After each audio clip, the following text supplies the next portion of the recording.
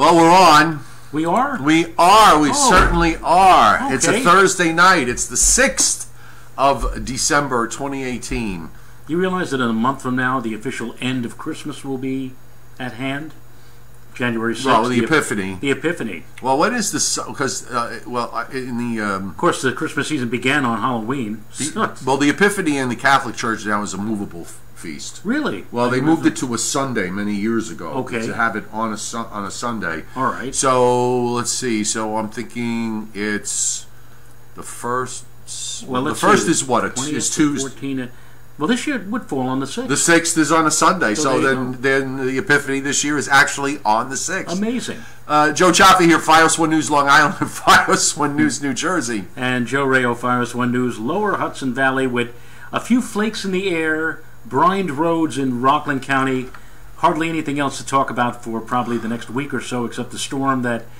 is not our problem. Is not our problem. I do have a radar we can take a look at. This is as of 9:24, and we do have some snow showers on there in a few places. Some of the stuff is aloft, some of it is reaching the ground, and it looks like it's right over Long Island right now. There might even be a few raindrops in there, and it looks like there's something, maybe a rain shower down in Cape May. And the sanitation department, the New York Sanitation Department, which takes care of the 5 boroughs in case of any kind of snow event, put out some kind of an They had 300 trucks on standby. Unbelievable. 300 trucks. Unbelievable. I guess now my mind is trying to figure out, okay, where are they hearing this?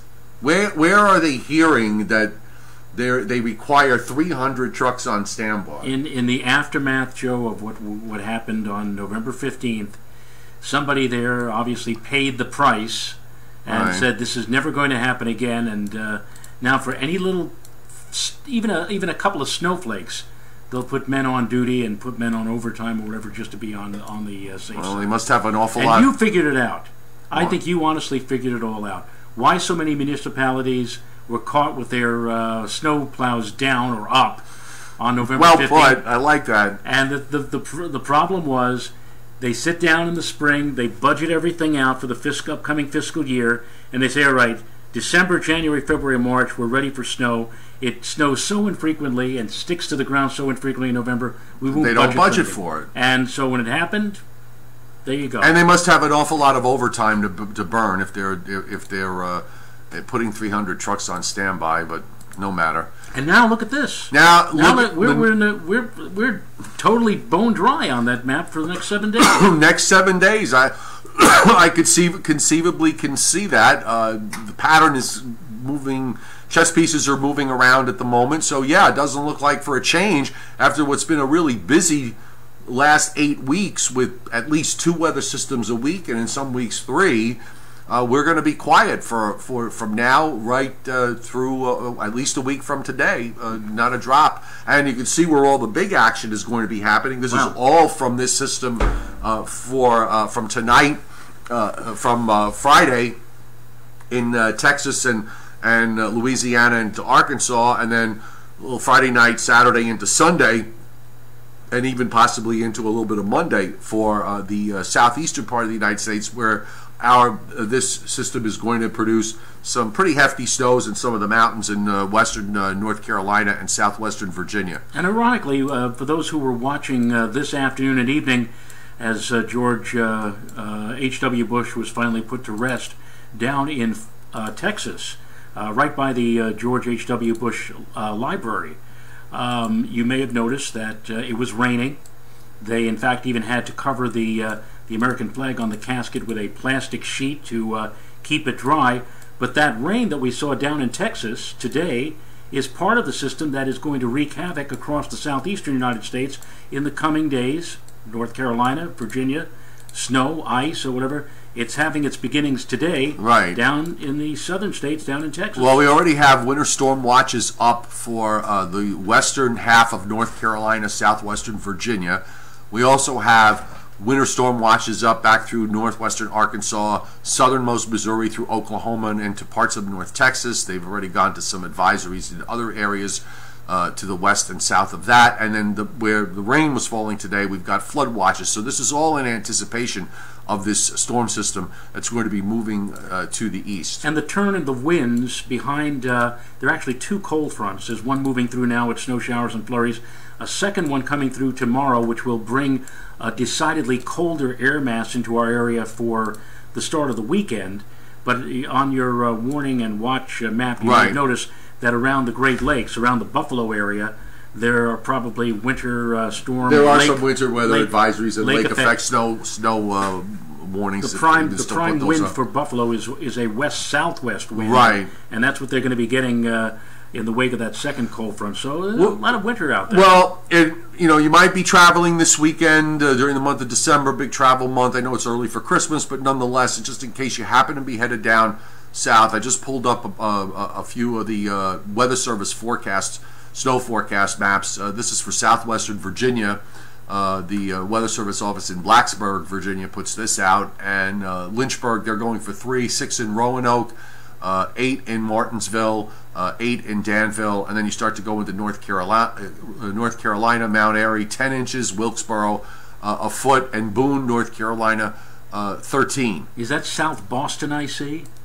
That's South Boston, Virginia. That's South Boston. I did not know. I've been on this earth for 62 years, and I never knew that there was a South Boston, Virginia.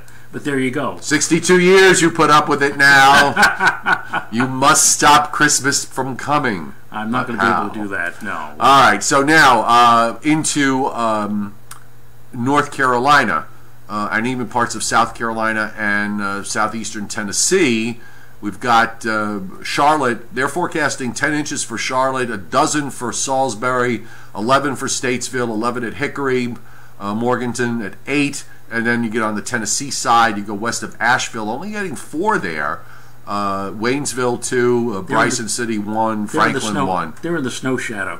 Oh no, they might. Well, yeah, there is a shadow there with the mountains. You get a nice little downslope effect, and boom.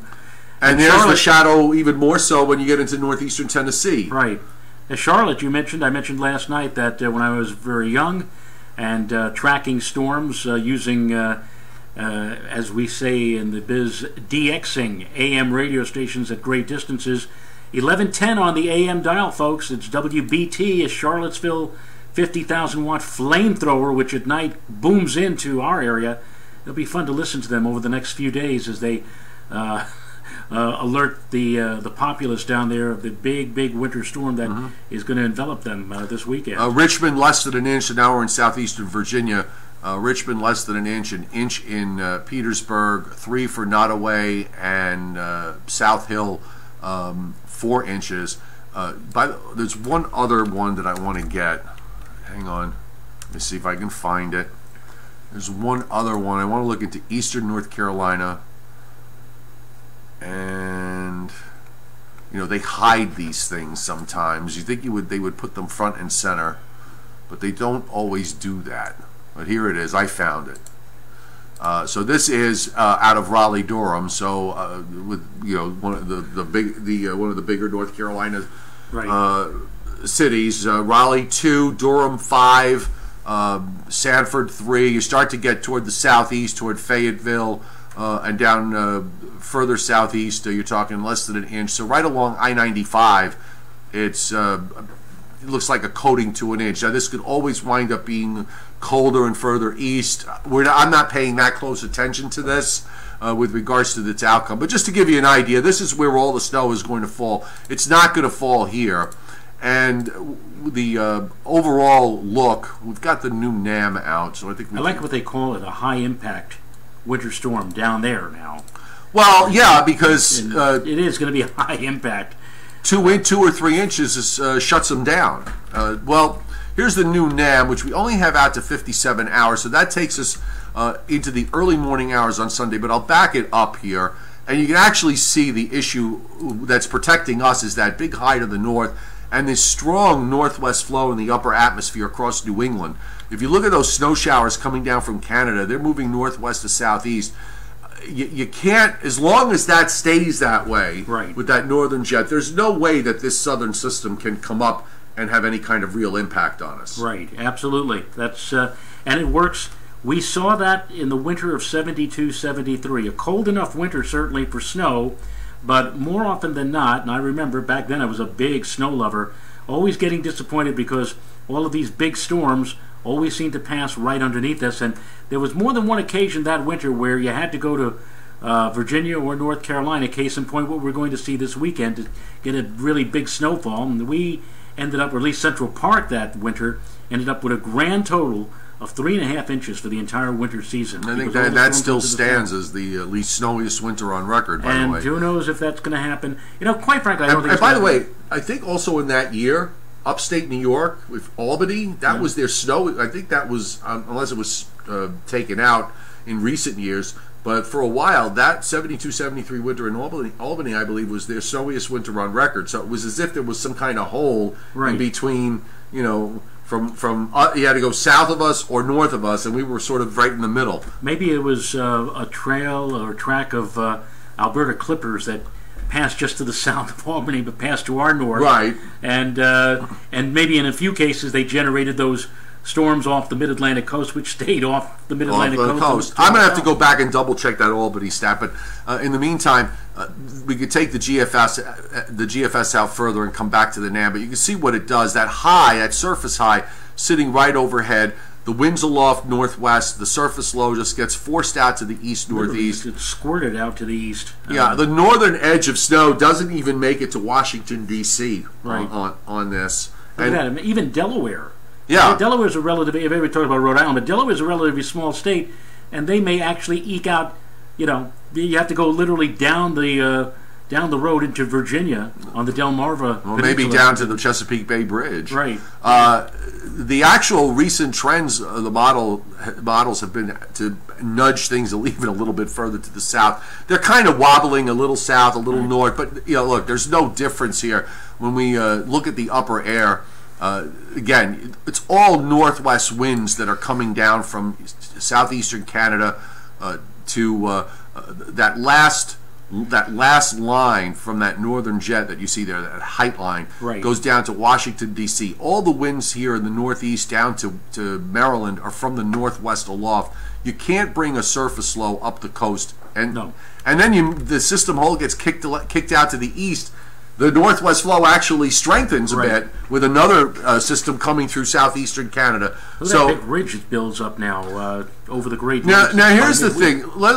Since not much is going to happen, let's go to the long range, Joe, because I'm not 100% sure how this is all going to play. I'm going to go back to the day run. All right, so let's get rid of this thing in the east, but it looks like the pattern may get stormy again. Now, there's not a whole lot of cold air here to play with because the cold air the west is sort of messed up. So there's not a whole lot of cold air to deal with, but there is kind of this blocky look to things. Yeah. And in fact, deeper into the long range, it's pretty dynamic looking. Again, not a whole lot of cold air to play with, but it certainly suggests that after this break of about a week or so where things are quiet and calm, that we might start getting at least the stormy end of the pattern might get busy. Whether it gets cold again is another matter. That might take a little more work to do. Well, this weekend and probably next weekend too, especially next weekend, a lot of holiday parties will be revving up. I would say, and shopping too. This weekend looks like a great weekend for partying or for shopping. But next weekend, as you just alluded to, especially later Saturday into perhaps part of Sunday. I'm not talking about this Saturday and Sunday, but next Saturday and Sunday could be downright stormy with gusty winds, heavy precipitation. Looks like that precipitation is more likely to be rain than snow. Right. But well, I'll bring up the surface map so we can see it. Could put a damper on a lot of plans for. Again, not this weekend, but actually this weekend. Yeah. Thankfully, that one storm goes out to our south. But look what happens, as you point out, as the upper level systems. This low comes out toward the lakes and then redevelops. So that looks like a soaking rain event for next weekend if you want to look at that far ahead, as you said. Yeah. And then it's kind of gone by Sunday, so it gets a little better on Sunday. Colder behind it, but not especially cold, and then it's doing all kinds of other weird things, and who knows in the long range at looking out this far out, it's likely to be a lot different when we look at it tomorrow. Nova Scotia gets clobbered again. Well, that's so far out, Joe. We know that there's no faith in that. I know. But there are some people out there who actually post the 384-hour as Bible. I understand. And then they post it. They put the map on their sites, Facebook pages or social media pages. They put a map like that out, and then they say, "Any questions? Any thoughts? Anybody want to Well, back to the first system. So we're looking at the snow that snow and ice. By the way, there's going to be some ice issues in northwest South Carolina and into northeastern Georgia, and you can see it there how the NAM handles it. It brings the snow fairly close to D.C., but this is probably as far north as it They'll gets. Put 300 people on overtime down there this weekend. Well, they got a whole inch from the one in November, and that shut them down. I mean, if there's a reason to, put somebody on standby or put your staff on standby, and if you're in the Washington, D.C. area, I could understand doing it. I don't understand tonight the New York Sanitation Department putting 300 men on standby for a few snow flurries, which we knew wasn't going to amount to anything. I'm beside myself. And this comes from somebody, you're hearing somebody now who did that job. I was a forecaster with a private forecasting service. Somebody just said what? Dominic Brago in Sussex County. For what? Well, they brined him in Rockland again. It's just insane. I did that job. I was a forecaster with a private forecasting service, and we provided the forecast for a number of years to the Sanitation Department of New York City. And I will just tell you that for last month's event and for tonight, I would have just spelled it all out. I said, you're going to waste your money and your time if you're going to put all those men out on duty. Sonia Walker, anything coming to New Hampshire? No more snow here. It's all melted. It's going to be quiet this week. I mean, outside of whatever snow showers are flying around tomorrow into Saturday, that'll be about it. There's no storms through the first part of this coming week. Oh, look, we got Kim Toriano Amaral. She's in Lynchburg, in Virginia. You're going to be close to the line of that heavy snow in Lynchburg. Roanoke, I think, is going to be in it. You're going to be close, so keep close attention to your forecast. They might be nudging your numbers up or down, but I'm thinking that they might nudge them up because they were a little lower for that area versus further south and west near Roanoke. Honestly, Joe, now we've said over and over again how long we've been doing this. Back in the very beginning, you and I would be sitting here crying because we're missing out on the big, because this was what drew us into this science. It's been many years since we've done that. I want to tell you right now, I enjoy this now, sitting back and watching, taking a view of what is actually happening to our south. Right. Sitting on the side here instead of being right in the Timothy Veltman, one of our regulars, he corrected me. I thought it was in the early 70s, but I got the years wrong. It's 70 and 71. Okay. Which was 2 years before. 112.5 inches. I guess that's still the standing record for Albany. And Boston had a year like that just, a couple of years ago? 2-3 weeks ago? Yeah, Boston, Hartford, Providence. Sometimes there's some years you get locked into a pattern that you just simply cannot break out. Well, that's what happened. I think it was 14-15. It was either 13-14 or 14-15. What you're talking about with Boston and for much of southern New England, we got a few of those. Right. We got a few of those, but not all of them. They got a few more than we did. Yeah. It was like you get some years where you can't buy a snowflake, and then there are other years where it'll snow at the drop of a hat, and that was a year for. Well, I've always maintained that if in years where it snows, it always seems to find a way to do it. Right. Even in instances like you could look at the fact that what happened at the beginning of November as an example of that, where it just kind of you had marginal conditions. It sort of found a way to finish to its. Probably to its maximum potential. We've seen a couple of small things that have happened with sleet and a little bit of freezing rain back a week or two ago, whenever it was, that kind of popped up. Maybe it was last Friday where we had that precip that from the weak system that the models had killed, and then at the last minute it kind of blossomed up. So kind of look for that pattern going forward. If you start to see, it snowing in cases where it really shouldn't. The Norland Trough yesterday in Jersey, perfect example of that. Right. Alicia Laird Williams says she can't listen but watch. Oh, does she have a speaker? I hope we're all coming through for all of the rest of you out there. I got audio signs here, so maybe she can't listen, but no one else has said that they can't hear us. So so she says I don't want rain on her. Well, she doesn't want rain on her birthday, so that's next weekend. Anybody, you guys can hear us? Let us know. Yep, Jason Barry says that they can hear. Okay. Nikki Nacarella, guys, have you guys heard about January being very cold and bullish with snow? Joe and I don't hang out in places where they gossip about weather. Okay, just so to be clear, I always love the. I'm not trying to make fun of you, Nikki. It's just that I always like the wording of that phrase because I hear it at least once or twice a day. Well, I've heard, and I just keep visualizing this kind of bridge game gossip circle of old ladies with glasses. All right. I'm making a special exception. I like you, sometimes I'm asked to give a talk somewhere. I'm giving a talk next month on January the 11th. And when I accepted, I said that with some trepidation because it seems to me like whenever I do something like that, something crazy happens weather-wise. And when something crazy happens weather-wise, when you do something like that, it impacts me too. Oh, yes, indeed. So why don't we just say unofficially, I will say that there's going to be some major winter blah blah around the 10th or the 11th of next month, and we'll see how that all pans out. All right. Well, there's your prediction. Yeah. I am not I'm not a long-range guy. I've said that over and over again. I continue not to be a long-range guy. I just like to look at what's going on inside the 2-week time frame and just deal with that. I can't do it. I just can't. There is a guy who you are certainly aware of, and I even worked for him for a short interval of time. He lives up in Cold Spring, up in Putnam County. His name is Jim Witt. He has been doing long-range forecasts for about 50 years, believe it or not.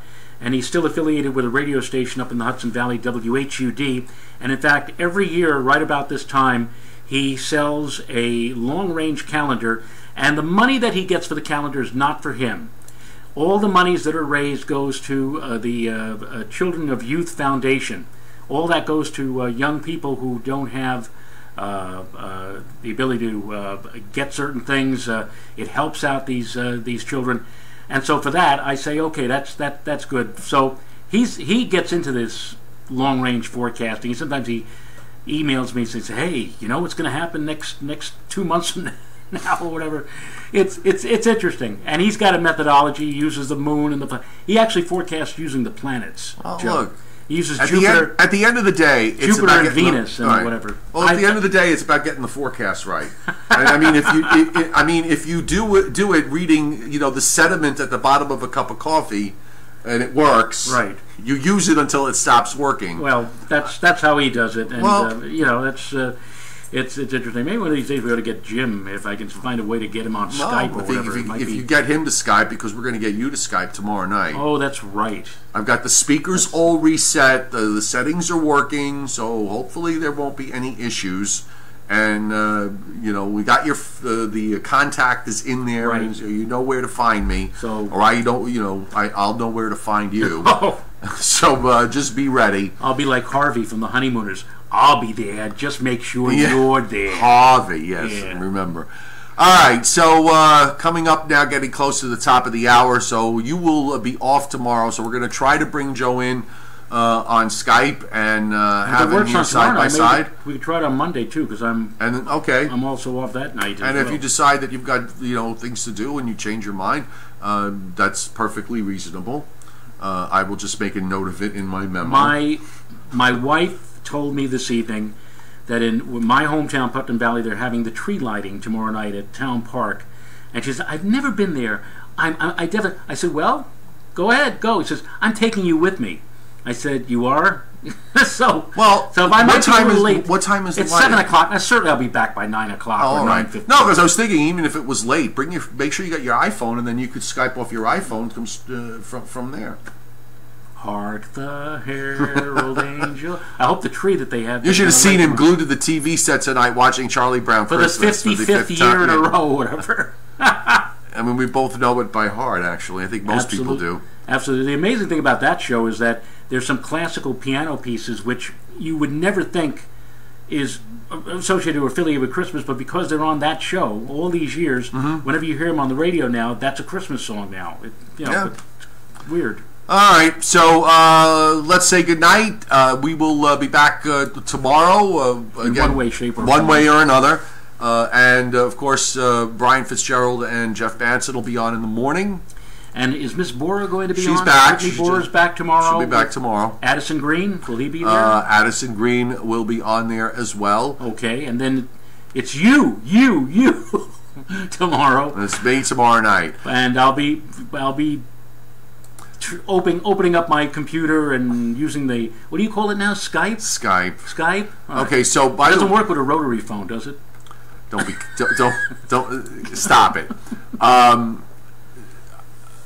Okay, so Scott just pointed out, and I lost it on the chat, and I can't get it back. But in the Novembers where we've had measurable snow, the Decembers that followed, there've only been 4. I read it fast, and I might have gotten it wrong. There have been only 4 where the Decembers have been snowless. Okay, and I just bring this up because I don't know if I told you this yesterday. Maybe I did, but somebody from northern New England was upset, a snow lover, claiming that winter, this pattern relaxation, that winter was over. Already. At least last year or last winter, they waited until the end of February to make that declaration. Actually, there's a whole there's a tweet that I saved from Twitter. I saved the image, and I'll have to find it and put it up tomorrow. But it's basically the life cycle of snow weenies and how they approach the winter. Okay. So from starting in August into November, it's all about how the winter will produce the most cataclysmic amount of snow. Then starting on December 1st, all those people will begin proclaiming that winter is over. Yeah. And then January and February come and you have winter. Right. Okay. Then March and April occur, and everybody sits around thinking, how is it that winter is still going on when it's spring? Right. And then the whole cycle just starts all over again. And I think I was just kind of shocked, sitting up in northern Maine. I mean, Maine has really gotten clobbered for the last 6 weeks or so. And I told him, I said, relax. Patterns always relax. You need to relax. It's only December the 5th, and today's the 6th. Now, you and I have gotten into a discussion here before we close here. I had something called the 3-inch rule, that at Central Park, in those years where less than 3 inches of snow fell, that it would be. Now, I used to expand it out to like a 50-mile radius, and you pointed out that can't be because there are parts of Long Island, for example, where that rule is broken. So, and I actually back a few before you came back here and we were reunited, but I don't remember how many years back I went back and looked at a bunch of different places, and it didn't work for Philadelphia, it didn't work for Washington, didn't work for Pittsburgh, didn't work for Albany. Right. It's for some reason it happened to work for New York, and then I think the last few years it hasn't worked. It hasn't really worked very well. It hasn't really worked all that well. I'll have to look back and maybe do another statistical thing, but it used to be. I used to say that at Central Park, if it's 3 inches or less, that at least now for Central Park, it would work out to be below normal in terms of snowfall, and that seemed to work well for a very good time. But it's probably in the last 15 or so years that we've had like, let's say 0.5 inches at Central Park. Oh, okay, that's and all of a sudden in January, February. Well, I also wonder too, if you want to look at it this way, if you take a lot of the data set from 1970 to 2000, where I believe the December snow average for that 30 years was about 2 inches. Right. Whereas the long-term average for December is 6. Right. Okay. So if you looked in those 30 years and you had a lot of Decembers where you didn't have that 3-inch threshold or at all, those years all wound up being below normal. So that fell in your. Now the opposites happened since 2000 because I think, you know, with the big storms that we've had in the month of December, the average snowfall in the month of December is back up to like 6.5 or 7 or something. The last 15 years or so, snow in December, what used to be a rarity when we were growing up, now just like, oh, okay, here we go, big storm, and it's it is. And in fact, you know, I think we just passed an anniversary for we did, was it yesterday, 2002? December 2002, a storm on December 4th. That Norland trough storm, I think in the 90s. Right. Well, maybe it was the late 80s. Late 80s. That was late 80s. Right. And then we did have a big storm or two. But that was really it, that Norland trough storm, and that was really it as far as big December snows. You had to wait till you got into the 2000s to get them back again. Absolutely. Well, we'll see. We got to go, folks. Have a great evening. We'll see you tomorrow. Have fun.